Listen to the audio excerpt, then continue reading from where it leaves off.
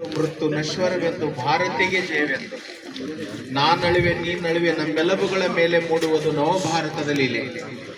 ಬಹುಶಃ ಭಾರತದ ಪವಿತ್ರ ತಾಣಗಳಲ್ಲಿ ಒಂದಾಗಿರ್ತಕ್ಕಂಥ ನೃಪ್ತುಂಗ್ ಬೆಟ್ಟದಲ್ಲಿ 79ನೆಯ ಸ್ವಾತಂತ್ರ್ಯ ದಿನೋತ್ಸವ ಕಾರ್ಯಕ್ರಮದಲ್ಲಿ ಭಾಗಿಯಾಗಿರ್ತಕ್ಕಂಥ ಎಲ್ಲ ರಾಷ್ಟ್ರಭಕ್ತರು ನಿಮ್ಮೆಲ್ಲರ ಪವಿತ್ರ ಚರಣಗಳಿಗೆ ಶರಣೆಂದು.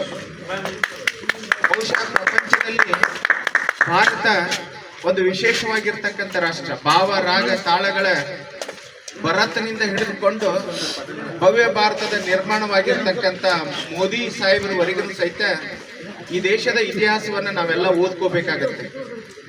ಬಂಧುಗಳೇ, ನಿಮಗೆ ಎರಡು ವಿಷಯಗಳನ್ನು ಬಹಳ ಮುಖ್ಯವಾಗಿ ಹೇಳ್ತಾ ಇದ್ದೀನಿ. ನಮ್ಮೆಲ್ಲರ ಧ್ಯೇಯ ವಾಕ್ಯ, ಭಾರತದ ಧ್ಯೇಯ ವಾಕ್ಯ ಸತ್ಯಮೇವ ಜಯತೆ. ಸತ್ಯಕ್ಕೆ ಯಾವಾಗಿದ್ರೂ ಜಯ ಇದೆ. ಎರಡನೇದು, ನಮ್ಮ ದೇಶದ ಆತ್ಮ ಕೋರ್ಟ್ನಲ್ಲಿಲ್ಲ, ಕಚೇರಿಯಲ್ಲಿಲ್ಲ, ಪೊಲೀಸ್ ಸ್ಟೇಷನ್ದಲ್ಲಿಲ್ಲ, ಕೋಟ್ಯಾಧಿಪತಿಗಳ ಹತ್ರ ಇಲ್ಲ. ನಮ್ಮ ದೇಶದ ಆತ್ಮ ಜ್ಞಾನ ಅದು ಪುಸ್ತಕಗಳಲ್ಲಿದೆ. ಸತ್ಯ ಮತ್ತು ಜ್ಞಾನ ಈ ದೇಶದ ಧ್ಯೇಯಗಳಾಗಿರುವುದರಿಂದ ಅಂದಿನಿಂದ ಇಂದಿನವರೆಗೆ ನಮ್ಮ ದೇಶ ಪ್ರಪಂಚದ ಒಂದು ಜ್ಞಾನಭರಿತವಾದಂಥ ರಾಷ್ಟ್ರ. ಒಂದು 5-6 ಘಟನೆಗಳನ್ನು ಹೇಳಬೇಕಾಗಿತ್ತು, ಆದರೆ ಅನಿವಾರ್ಯ. ಮೊದಲನೇದಾಗಿ 1737ರಲ್ಲಿ ತಮಿಳುನಾಡಿನಲ್ಲಿ ಆದಂಥ ವೆಲ್ಲು ನಾಚಿಯಾರ್ ಒಬ್ಬ ತಾಯಿ, ಧೀರಚೇತನ ತಾಯಿ, ಗಂಡನನ್ನ ಕಳೆದುಕೊಂಡಾಗ ಪೇಶ್ವೆಗಳು, ಮರಾಠರು, ಮೊಘಲರು, ಬ್ರಿಟಿಷರು ಆ ತಾಯಿ ಮೇಲೆ ಹೇರಿದಂತ ಒತ್ತಡ ತುಂಬಾ ಬಲವಾಗಿತ್ತು. ಅದರ ತಂದೆ ಕೊಟ್ಟಿರ್ತಕ್ಕಂಥ ಮುತ್ತು ಮತ್ತು ಸುಗಂಧ ತಾಯಿ ಕೊಟ್ಟಿರ್ತಕ್ಕಂಥ ಸಂಸ್ಕಾರ, ವೆಲ್ಲು ನಾಚಿಯಾರ್ 4 ಭಾಷೆಗಳನ್ನು ಕಲಿತು ಜಗತ್ತಿನೊಳಗೆ ಅನೇಕ ವಿದ್ಯೆಗಳನ್ನ ಪಳಗಿಸಿಕೊಂಡು ಆ ತಾಯಿ ತಮಿಳುನಾಡಿನಲ್ಲಿ ಮತ್ತೆ ಸಾಮ್ರಾಜ್ಯವನ್ನು ಕಟ್ಟಿದ್ದು. ಎಲ್ಲ ಎದುರಾಳಿಗಳನ್ನು ಎದುರಿಸ್ಕೊಂಡು ದೇಶವನ್ನು ಕಟ್ಟು ಹೊತ್ತಿನೊಳಗೆ, ನಾಡನ್ನ ಕಟ್ಟು ಹೊತ್ತಿನೊಳಗೆ ವೆಲ್ಲಿ ನಾಚಿಯಾರಿಗೆ ಗೊತ್ತಾಯ್ತು, ಇಲ್ಲ ನಾನು ದೇಶವನ್ನು ಉಳಿಸ್ಕೊಳಕ್ ಆಗೋದಿಲ್ಲ, ಬ್ರಿಟಿಷ್ ಅಷ್ಟು ಮದ್ದುಗುಂಡುಗಳದವು, ಅದನ್ನ ಎದುರಿಸ್ಲಿಕ್ಕೆ ಆಗುವುದಿಲ್ಲ ಅಂತಕ್ಕಂಥ ಸಂದರ್ಭದಲ್ಲಿ ಮದ್ದುಗಂಡು ಇಲ್ಲದೆ ಹೋಗಿತ್ತಂದ್ರೆ ನಾವು ಈ ಶಿವಗಂಗೆಯನ್ನ, ವೆಲ್ಲೂರನ್ನು ಗೆಲ್ಕೋಬಹುದು ಅಂತಕ್ಕಂಥ ಒಂದು ನಂಬಿಕೆ ಮೇಲೆ ಆಕೆ ಚಿಂತೆ ಮಾಡೋ ಹೊತ್ತಿನೊಳಗ ವೆಲ್ಲು ನಾಚಿಯಾರನ್ನ ಸಹಾಯಕಳಾಗಿರ್ತಕ್ಕಂಥ ಕೊಯ್ಲು, ಈ ಹೆಸರನ್ನು ಎಂದೂ ನೆನಪಾರಬಾರ್ದು. ಆ ಕೊಯ್ಲು ಸಹಾಯಕಳು ವಿಚಾರ ಮಾಡ್ತಾಳ, ರಾಣಿ ನೀ ಏನು ವಿಚಾರ ಮಾಡ್ತಕ್ಕಂಥಲ್ಲ, ಬ್ರಿಟಿಷರ ಮದ್ದುಗುಂಡುಗಳನ್ನ ನಾನು ಇಲ್ದಂಗೆ ಮಾಡ್ತೇನೆ ಅಂತ ತಿಳ್ಕೊಂಡು ಒಂದು ಬಕೆಟ್ ತುಪ್ಪ ತಗೊಂಡು ತಲೆ ಮೇಲೆ ಸುರ್ಕೊಂಡು ಬ್ರಿಟಿಷ್ ಇಟ್ಟಿರ್ತಕ್ಕಂಥ ಮದ್ದುಗುಂಡುಗಳ ಗೋದಾಮುಗಳ ಹತ್ರ ಹೋಗಿ ಕಡ್ಡಿಯನ್ನು ಕೆರೆದುಕೊಂಡು ತನ್ನ ಮೈಗೆ ಬೆಂಕಿ ಹಚ್ಕೊಂಡು ಇಡೇ ಗೋಡಾಮದಲ್ಲಿ ಇರ್ತಕ್ಕಂಥ ಮದ್ದುಗುಂಡುಗಳನ್ನ ಸುಟ್ಟು ಹಾಕಿರ್ತಕ್ಕಂಥ ಕೊಯ್ಲು ಮುಂದೆ ಶಿವಗಂಗೆಯ ಸಾಮ್ರಾಜ್ಯದ ಜಯಕ್ಕೆ ಕಾರಣವಾಗ್ತಾಳ. ಒಬ್ಬ ದಿಟ್ಟ ಮಹಿಳೆ ತನ್ನನ್ನು ಸುಟ್ಕೊಂಡು ದೇಶಕ್ಕಾಗಿ ಪ್ರಾಣವನ್ನ ಕೊಟ್ಟು ಈ ದೇಶದ ಸ್ವಾತಂತ್ರ್ಯವನ್ನ ತಂದು ಕೊಡ್ತಾರೆ. ಅಂದ್ರೆ ಇಂಥ ಸಾವಿರಾರು ಲಕ್ಷಗಟ್ಟಲೆ ಚೇತನಗಳು ಭಾರತದಲ್ಲಿದೆ. ಬಂಧುಗಳೇ, ಸ್ವಾತಂತ್ರ್ಯ ಇದು ಅನೇಕ ಹುತಾತ್ಮರ ನೆತ್ತರದ ಸಾಗರದ ಮೇಲೆ ಹರಿದು ಬಂದಿರತಕ್ಕಂಥ ಫಲಶ್ರುತಿ. ನಮ್ಮ ದೇಶ ತಮ್ಮ ಜೀವಗಳನ್ನ ತೆತ್ತು ನಮಗೆ ಸ್ವಾತಂತ್ರ್ಯವನ್ನ ತಂದು ಕೊಟ್ಟಿದೆಯಲ್ಲ, ಈ ಸ್ವಾತಂತ್ರ್ಯವನ್ನ ಉಳಿಸ್ಕೊಳ್ತಕ್ಕಂಥದ್ದು ನಮ್ಗೆಲ್ಲ ಬಹಳ ಮುಖ್ಯವಾದದ್ದು. ಇನ್ನು ಎರಡನೇದು, ಝಾನ್ಸಿ ರಾಣಿ ಲಕ್ಷ್ಮೀಬಾಯಿ ಎಷ್ಟು ದಿಟ್ಟ ಮಹಿಳೆ ಇದ್ದಂತ ಕೇಳಿದ್ರೆ, ಉತ್ತರ ಭಾರತದಲ್ಲಿ ಝಾನ್ಸಿ ತುಂಬಾ ಪ್ರಮುಖವಾದಂತ ಅಮೃತಸರ್ ನಾಡು. ಆ ಝಾನ್ಸಿ ರಾಣಿ ಲಕ್ಷ್ಮೀಬಾಯಿ ಯುದ್ಧದಲ್ಲಿದ್ದಾಗ ಒಬ್ಬ ಬ್ರಿಟಿಷ್ ಸೈನಿಕ ಗುಂಡನ್ನು ಹಾರಿಸಲಿಕ್ಕೆ ಬಹಳ ಪ್ರಯತ್ನವನ್ನು ಮಾಡ್ತಾನ. ಇದು ಝಾನ್ಸಿ ರಾಣಿ ಲಕ್ಷ್ಮೀಬಾಯಿ ಸಹಾಯಕಳಾಗಿರ್ತಕ್ಕಂಥ ಮುಂಡಾರುಗೆ ಗೊತ್ತಾಗ್ತದೆ. ಮುಂಡಾರು ಮುಸ್ಲಿಂ ಮಹಿಳೆ. ಝಾನ್ಸಿ ರಾಣಿ ಲಕ್ಷ್ಮೀಬಾಯಿಗೆ ಏನಾದ್ರೂ ಗುಂಡು ತಾಗಿದ್ರೆ ಈ ಭಾರತ ಉಳಿದಿಲ್ಲ ಅನ್ನೋದು ಗೊತ್ತಾಗಿರ್ತಕ್ಕಂಥ ಮುಸ್ಲಿಂ ಮಹಿಳೆ ಮುಂಡಾರು ಝಾನ್ಸಿ ರಾಣಿ ಲಕ್ಷ್ಮಿಗೆ ಹೊಡಿತಕ್ಕಂಥ ಗುಂಡಿಗೆ ಹೋಗಿ ಅಡ್ಡ ನಿಲ್ತಾಳ. 3 ಗುಂಡುಗಳ ತಾಗ್ತಾವು. ಆ ಮುಂಡಾರು ಪ್ರಾಣವನ್ನ ಬಿಡು ಹೊತ್ತಿನೊಳಗೆ ಝಾನ್ಸಿ ರಾಣಿ ಲಕ್ಷ್ಮೀಬಾಯಿ, ನೀನ್ ಯಾಕೆ ಅಡ್ಡ ಬಂದಿ ಅಮ್ಮ ಅಂದಾಗ, ನಾನು ಮುಖ್ಯಲ್ಲ ತಾಯಿ, ಈ ದೇಶವನ್ನ ಝಾನ್ಸಿಗೆ ನೀನೇ ರಾಣಿ ಆಗ್ಬೇಕಂತೇಳಿ ಆಕೆ ಅಳು ಹೊತ್ತಿನೊಳಗೆ, ಪ್ರಾಣ ಬಿಡು ಹೊತ್ತಿನೊಳಗೆ ನಿನ್ನ ಕೊನೆ ಆಶೆ ಏನಂತ ಕೇಳಿದಾಗ ಆ ಮುಂಡಾರು ಮುಸ್ಲಿಂ ಮಹಿಳೆ ಝಾನ್ಸಿ ರಾಣಿ ಲಕ್ಷ್ಮಿಗೆ ಹೇಳ್ತಾಳ, ಈ ದೇಶದ ಇತಿಹಾಸದಲ್ಲಿ ನಿನ್ನ ಹೆಸರು ಇರ್ಬೇಕು ತಾಯಿ ಝಾನ್ಸಿ. ಈ ರಾಜ್ಯಕ್ಕೆ ನೀನೇ ಅಧಿಕಾರ ಆಗಬೇಕು. ನಂದು ಕೊನೆ ಆಸೆ ಏನಂದ್ರೆ ನಿನ್ನ ದತ್ತಕ ಪುತ್ರನ ಸ್ವಾತಂತ್ರ್ಯದ ನಂತರ ಈ ನಾಡನ್ನ ಆಳ್ಬೇಕು. ನಿನ್ನ ದತ್ತಕ ಪುತ್ರಕ್ಕೆ ಸಹಾಯಕನಾಗಿ ನನ್ನ ಏಕೈಕ ಪುತ್ರ ಅವನೇ ಸಹಾಯಕನಾಗಬೇಕು. ಮತ್ತೆ ಆ ರಾಜ್ಯ ಆಳು ಹೊತ್ತಿನೊಳಗೆ ಬ್ರಿಟಿಷರು ಏನಾದ್ರೂ ಮದ್ದು ಗುಂಡುಗಳನ್ನು ಹಚ್ಚಿದ್ರೆ ನನ್ನ ಮಗನ ಇದಕ್ಕೆ ಪ್ರಾಣವನ್ನು ಕೊಡ್ಬೇಕಂತಕ್ಕಂತ ಹೇಳಿದ್ರು ತಾಯಿ. ನಂತರದಲ್ಲಿ ನಾವು ಭಗತ್ ಸಿಂಗನ ಇತಿಹಾಸವನ್ನು ಕಾಣ್ತೀವಿ ಬಂಧುಗಳೇ.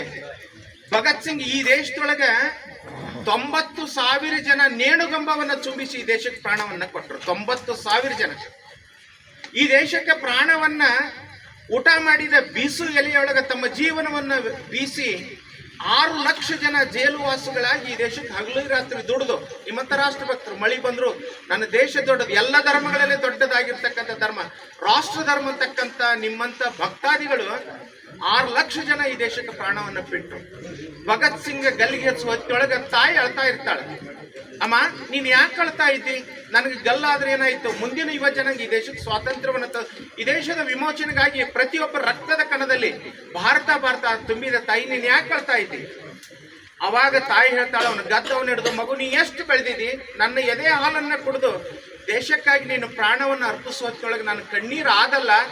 ನೀನು ನೇಣುಗಂಬವನ್ನು ಚುಂಬಿಸಿ ಅದನ್ನ ಉರುಳನ್ನ ಕೊಡುವ ಹೊತ್ತಿನೊಳಗೆ ನೀನು ಒಂದೇ ಮಾತ್ರ ಅನ್ಬೇಕು, ಭಾರತ್ ಮಾತಾ ಕಿ ಜೈ ಅನ್ಬೇಕಂತಕ್ಕಂಥ ಮಾತನ್ನ. ಅವಾಗ ಆ ಭಗತ್ ಸಿಂಗ್ ಬಂದು ನೇಣುಗಂಬವನ್ನು ಚುಂಬಿಸಿ ಕಣ್ಣೊಳಗೆ ನೀರು ಬರಲಿಲ್ಲ ಅವನಿಗೆ.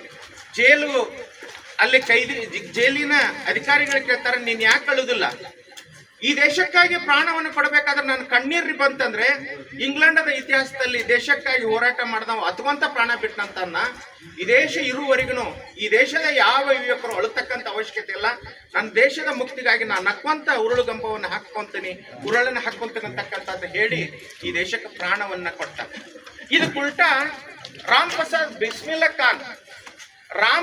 ಬಿಸ್ಮಿಲ್ಲಾ ಖಾನ್ ಅಳು ಹೊತ್ತೊಳಗೆ ತಾಯಿ ಬರ್ತಾಳ, ನೇಣುಗಂಬವನ್ನು ಚುಂಬಿಸೋದ್ರೊಳಗೆ ಆ ರಾಮ್ ಪ್ರಸಾದ್ ಬಿಸ್ಮಿಲ್ಲಾ ಖಾನ್ ಹೇಳ್ತಾ ಇದ್ದಾನ, ತಾಯಿ ನಾನು ಅಳ್ತಾ ಇದ್ದೀನಿ ಯಾಕಂತ ಕೇಳಿದ್ರೆ, ಇಂಥ ಪುಣ್ಯ ಪುರುಷನಿಗೆ ನೀನು ಜನ್ಮವನ್ನು ಕೊಟ್ಟಿದ್ದೆ ತಾಯಿ. ಪ್ರತಿಯೊಬ್ಬರ ಮನೆಯೊಳಗೂ ನಿನ್ನಂತ ತಾಯಿ ಇದ್ದಿದ್ರೆ, ನನ್ನಂತ ಮಗ ಇದ್ದಿದ್ರೆ ಈ ದೇಶಕ್ಕೆ ಬ್ರಿಟಿಷ ಬರ್ತಿಲ್ಲ ತಾಯಿ.